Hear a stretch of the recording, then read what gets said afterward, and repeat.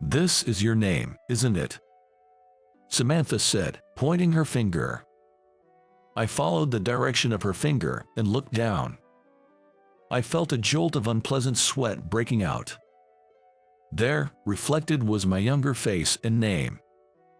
My name is Stephen. I'm in my 40s, working in the product development department of a food manufacturer. However, for several years now, I've become what you might call a sidelined employee. It's not that I'm not assigned any work, but I hardly ever get anything of responsibility. I'm not really close with anyone in my department either, so no one comes to chat unless it's for work-related matters. But at this age, without any special qualifications as a high school graduate, I've resigned myself to this position, albeit feeling a sense of emptiness. A little change came when there was a personnel transfer at the fiscal year change, bringing new talent into our workplace. My name is Samantha. I was in the sales department until last fiscal year, but I've always loved eating and cooking, so I'm thrilled to be here. I look forward to working with you all. She seemed to be in her early 30s. Energetic and beautiful. She had the appearance and aura of someone capable at her job. I was just an ordinary employee, but she came in as a chief and seemed to become my supervisor. Having a younger boss didn't really change anything. I was still at the bottom of the pecking order. It's difficult for me to communicate, and it's unlikely that someone with bright prospects would want to get involved with me. That's what I thought as I absent-mindedly watched Samantha introducing herself along with the transfer orders. But when we actually started working, perhaps due to her background in sales, she had a good approach, treated me equally without discrimination, and assigned me tasks. Even though I was an outlier. "Stephen, could you please make the adjustments to this project as decided in the meeting?" "Sure, I'll take care of it." "Thank you, I appreciate it." "Is there something?" "Oh, just thank you in advance." However, there was something that concerned me. Not always, but I felt like Samantha was intently observing my face, my demeanor. As if she wanted to say something, or confirm something. Am I finally going to be fired for being a salary thief? I've tried not to cause any problems, but... well, it's already a problem, isn't it? After all, Samantha is an excellent person. She might be thinking of reporting me as a cost-cutting measure, considering me an incompetent employee and cutting my employment. Well, but it can't be helped. Resignedly abandoning my thoughts, I started on the valuable task I had been entrusted with. A few days later, there was an announcement about a product idea contest within the company, open to all departments. The goal was to gather frank opinions combining the strengths of each department to come up with good plans. Of course, our department was also going to participate. After all, it's our job to work out the details of the product after the planning phase. Let's give it our all for this project. For starters, I've bought hamburgers from a famous store. Eat to your heart's content and use it as inspiration. Yay! Thank you. Everyone, please fill out a questionnaire about your thoughts on this hamburgers and your ideas. Let's do our best. For our first meeting, which also served as lunch, we got to eat hamburgers from a well-known store, thanks to our boss's arrangement. It really is different. So delicious. No, this isn't it. This isn't all that impressive. It's not bad, but there's definitely a difference in taste compared to hamburgers from a famous store. I looked around, but it seemed like my colleagues didn't sense anything of the sort. I wondered if there was something wrong with my taste, but I do have knowledge and experience with food and ingredients. I trusted my own palate. With the questionnaire, I could submit my opinion without having to announce it in front of everyone. Being honest might be the better approach. Opportunities like this are rare for someone in their 40s who was mid-career hired like me.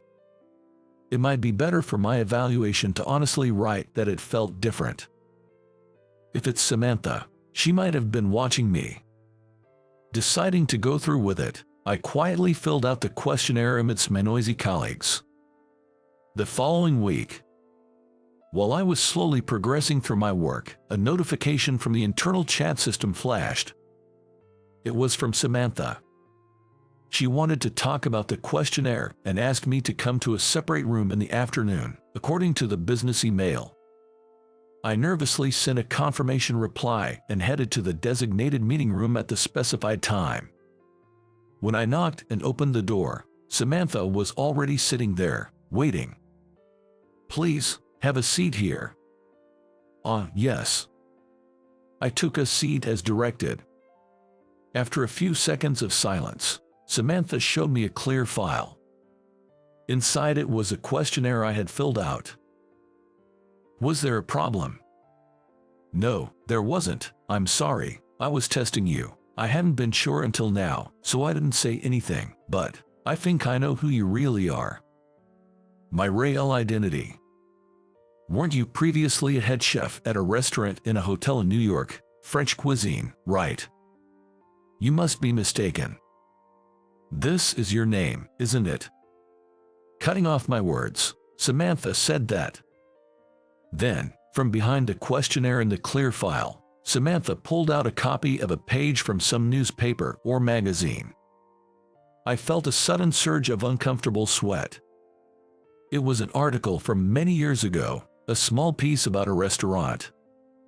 There, a younger me was featured with my name included. You found quite an old piece, didn't you? I had been a chef specializing in French cuisine in my previous job. After graduating high school, I immediately went to France to train in the culinary arts. While attending a culinary school was an option, I wanted to learn in the homeland of cuisine as soon as possible. Having honed my skills in France and with connections from the owner of my training location, I was able to get involved in various roles at a famous hotel restaurant upon returning to America. As a chef of modern French cuisine aimed at locals while also being authentic, I think I achieved a certain level of success. I wasn't a celebrity, and it's not a world where people would be eager to know, so I'm not sure if I could be called famous, but I do remember being featured in magazines and on TV. I also remember those articles and TV programs praising me a lot. So it is you, isn't it? This? Yes. With such skills and having achieved success at a young age, why did you quit and come to this company? It's a strange question, but surely you'd have more status, fame, and money, and it'd be more enjoyable than the work you're doing here, right? Do you want to hear it? I might not be able to explain it well, but... Samantha seemed slightly shaken for a moment, but then she nodded. This is my perspective, my story. You don't have to believe it, but... I started to recount. Back when I was working at the restaurant, being promoted to head chef, I was ecstatic. I vowed to work even harder, inspiring my team, striving every day. But working day in, day out, there was this sous chef named Richard, who seemed to have something against me. He was older than me and had come into this field after graduating from university. He often mocked me for diving straight into this career after high school. There are such people, aren't there? But it's true that I only graduated high school, and there's a gap between me and those who worked hard to pass exams, went to university, and studied further. It was unpleasant being belittled, though. I tried to keep the conversation light. But Samantha looked solemn, making me doubt if I managed to keep the tone upbeat. Anyway, it would have been fine if it ended there, but maybe because I didn't pay him much attention, he took a different approach. Behind my back, he spread false rumors among the employees about me. Unfounded rumors like I was two-timing my girlfriend and left her pregnant, or that I was evading debts or embezzling funds from the restaurant. Although these were baseless, it seemed like the staff believed them. Samantha was speechless. It was rare to see her, always calm and rational, looking pale. As I spoke, I observed her and thought, so she can make such expressions too. Because of that, everyone turned against me. Richard was respected for his skills, and looking back, it's understandable. I might have been too desperate, failing to communicate with the staff properly. I didn't realize it, but that undercurrent was there every day until it finally exploded. I paused for a moment. It wasn't something I wanted to remember, but I wanted to tell it properly. After calming myself a bit, I detailed the sequence of events that day to Samantha. On the day of a private dining event for a company. Eager for the important event, I entered the kitchen to find it empty. No one was there, from the staff to the part-timers. Normally, a few would be there before me, preparing or learning. But no one came, no matter how long I waited. It turned out that the staff, believing Richard's words, had collectively boycotted. I tried desperately to contact them, but no one, from the part-timers to the full-time employees, answered their phones or emails. But time was ticking away. With no preparations, I wasn't sure if I could manage the meals for all the guests alone. That's just irresponsible. It showed how much they believed I was a terrible person. They weren't bad people themselves. I hadn't talked much about this before. Not talking meant there were no third-party opinions, whether in defense or criticism. Maybe that's why, hearing Samantha getting angry on my behalf, I felt a bit relieved. Anyway, I failed to deliver the meals on that important day and was abandoned by the staff. I was crushed. I thought it was impossible to continue. That's why I quit that job and gave up my career as a chef. Despite being confident in my hard work, this was the result. I fell into mistrust of people and depression. It was then. There was a regular customer who remembered my face and name and was kind to me. This person said, "I like the food you make with so much effort. If you're looking for a place, why don't you work with us? In any way, I want to eat your cooking," and offered me a lifeline. That was the company's president at the time, Mr. Thompson. Having no experience in corporate life, I initially declined, but Mr. Thompson left the decision open, saying, "I'm not asking for an immediate answer. Contact me once you've made up your mind. I'll be waiting whenever you're ready." Eventually, needing work and deciding not to continue as a chef, I gratefully accepted the offer. That was almost 10 years ago. But I was naive. Still distrustful of people, I couldn't fully trust my colleagues. I was always somewhat afraid of people's voices. Unfamiliar with ordinary corporate life, I became isolated. Unable to fit in, I couldn't speak up or fully utilize my skills in the product development department, struggling to commit seriously up to this point. That's what happened. I ended up telling you about how I was picked up by the company. Well, there might have been faults on my part too, and this might sound like an excuse. So, that's what happened. I shouldn't have asked so casually. I'm sorry. I don't think you're in the wrong. When Samantha heard the story, she looked down, but I quickly got her to raise her face. It's an old story, and I've recovered enough to be able to talk about it. But for Samantha, that wasn't the end of it. But if I hadn't heard it, I might not have been able to handle it. About this project. Project? What does my story have to do with the project? It does. The main issue in your story. A person named Richard. He is now the head chef at your previous restaurant. I heard from a former colleague in the sales department that Richard will be supervising this project for connections from the sales department. My heart contracts unpleasantly. My spine turns cold. I still harbor something akin to trauma. But your palate hasn't faded. You're not losing in skills or experience. It might be tough, but please, join this project and lend us your strength. Samantha was desperate. She had always been calm, but this was a face I had never seen before. But she quickly composed herself and pleaded, "Please, I'm begging you. Why would you go that far? That job was years ago. I think I've eaten your cooking with my parents. It was the first French restaurant they took me to. My parents loved France and went there often for their honeymoon and other trips. It's a taste of family memories. I remember how delicious it was and how it made us smile. It would be a waste to let it decline here. I feel the same as Mr. Thompson. I want to eat your cooking again. Samantha looked up and gazed directly at me. It wasn't just any French cuisine.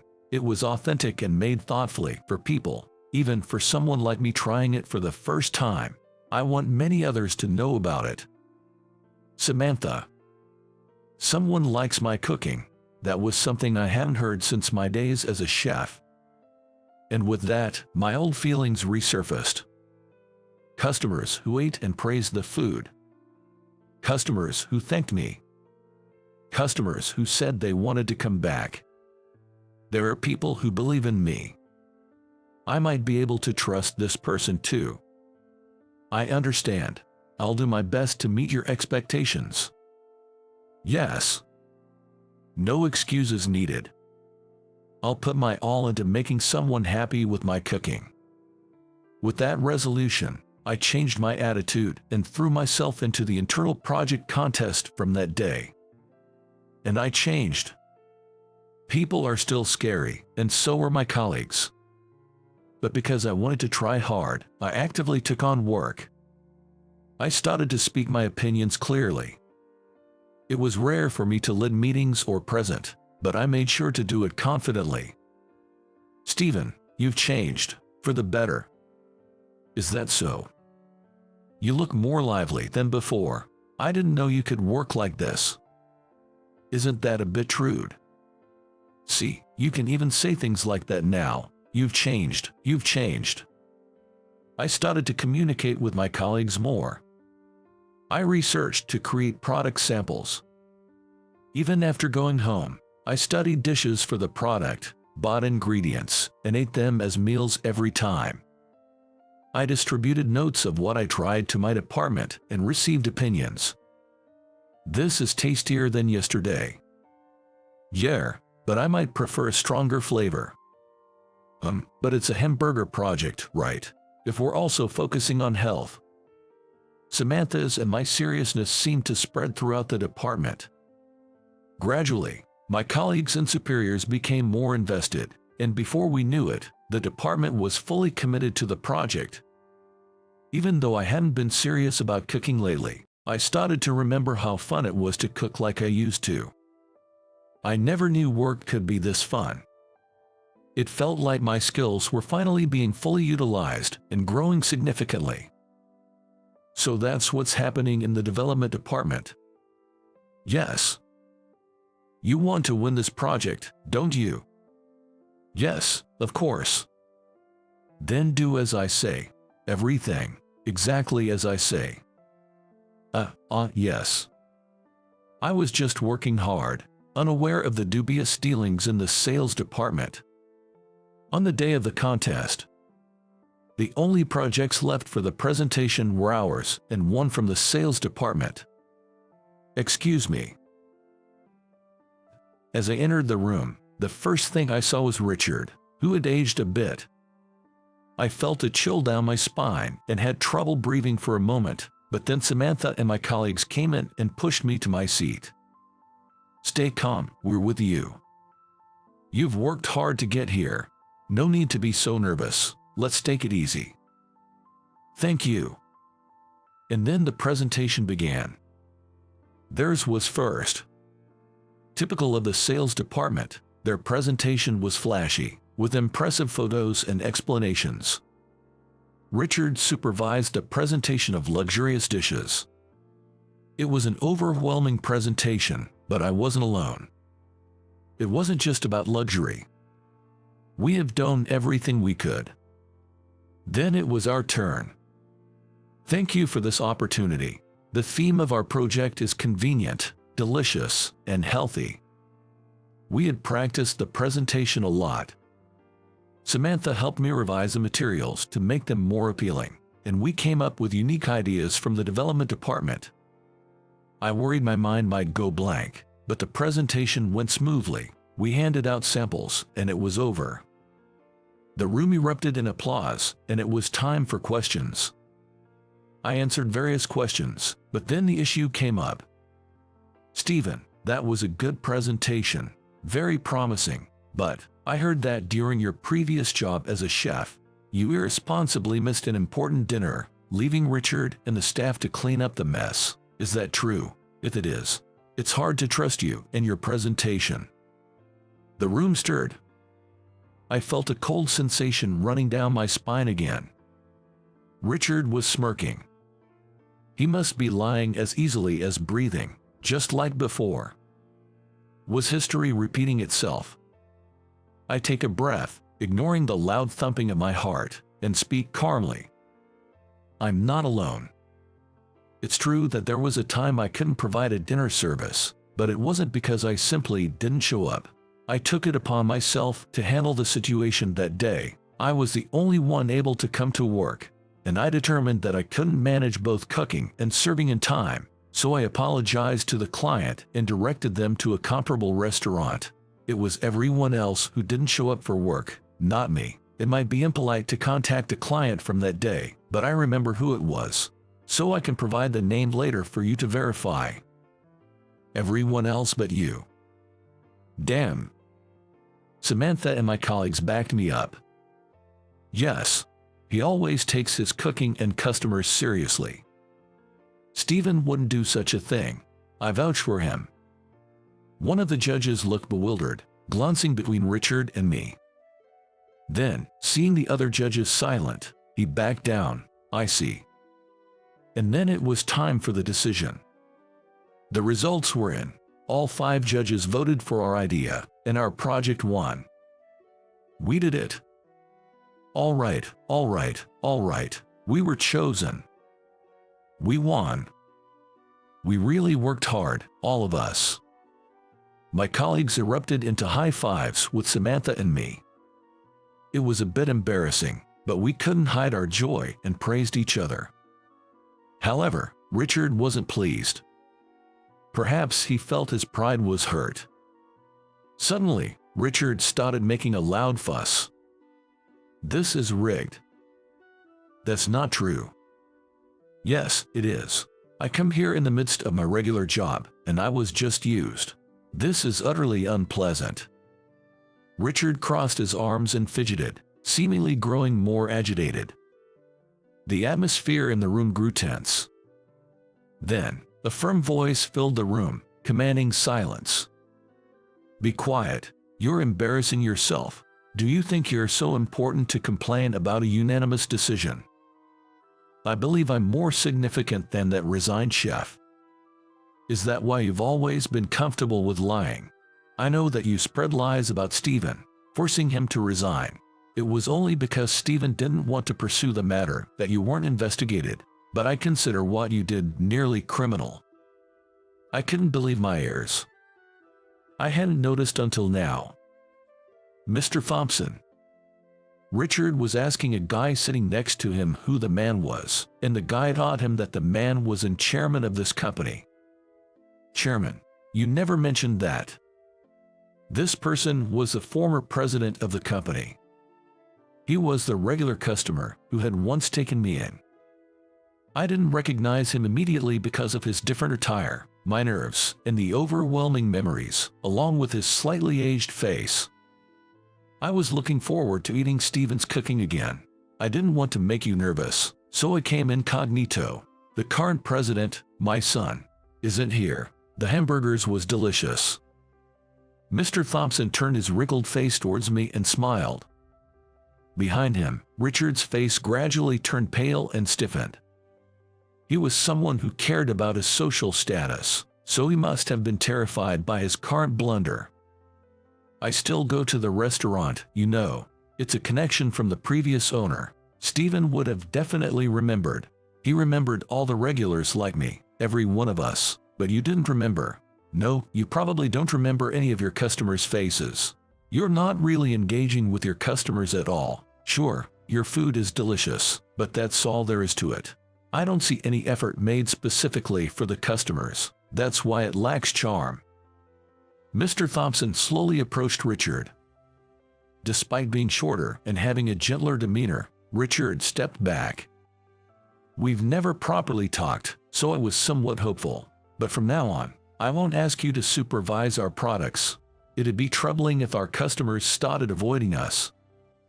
Richard turned pale and looked down, unable to say anything. Then, Mr. Thompson faced me. I'm really glad I could taste your cooking again. Please continue to showcase your skills.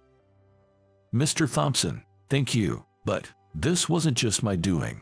It was made passable by Samantha, my colleagues, and everyone in the department through various trials and discussions. So, it's thanks to everyone, I said proudly.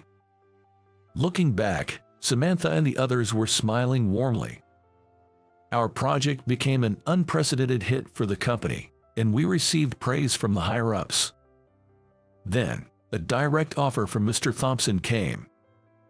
How about running a restaurant as a company's flagship shop? I'm glad to see you vibrant again. I'd like you to be the chef. Will you do it, Stephen? I was a bit nervous. Could I walk down that path again after a failure? But everyone in the department supported me. Right, I'm not alone. So, I happily accepted the offer. We rented the first floor of a building near the headquarters, and the restaurant successfully had its pre-opening. Of course, I invited Mr. Thompson and everyone from the product development department. Seeing me in my chef's attire instead of a suit, everyone greeted me with cheers. As I served a variety of warm dishes, everyone enjoyed their meal with relish. It really suits you better, this look. I think it's quite cool. Thank you. Actually, I had a magazine clipping of you from back then. I was a fan. It's surprising to see you like this again. You seem more distinguished now, and it suits you even better. A fan, really? Oh. Whether Samantha's blush was from the wine or something else was unclear. The atmosphere turned a bit strange, but my department colleagues were there to watch over and keep the spirits high. Mr. Thompson also watched me while eating my cooking with a kind face. It seems happiness doesn't peak here. There's still more to come.